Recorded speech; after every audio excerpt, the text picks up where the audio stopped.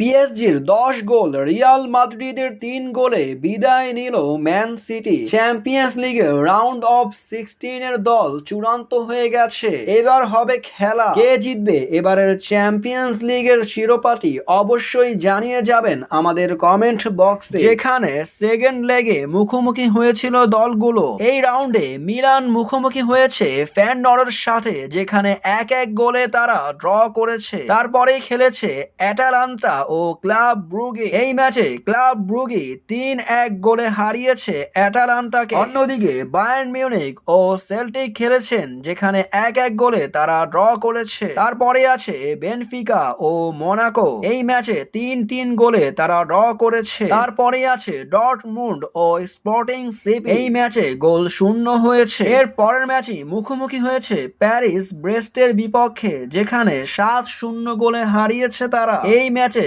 60টি করে গুনে গুনে গোল দিয়েছে প্যারিস সেন্ট জার্মেন, যেখানে 2 ম্যাচ মিলে 10 গোল হজম করেছে ব্রেস্ট পিএসজির কাছে। তারপরেই খেলে রিয়াল মাদ্রিদ ও ম্যান সিটি। এই হাই ভোল্টেজ ম্যাচে 3-1 গোলে রিয়াল মাদ্রিদ হারিয়েছে ম্যান সিটিকে। এরপরে খেলেছে জুভেন্টাস ও পিএসবি, এই ম্যাচে জুভেন্টাসকে 3-1 গোলে হারিয়েছে পিএসবি। এতে করে রাউন্ড অফ 16 এর দল চূড়ান্ত হয়ে গেছে।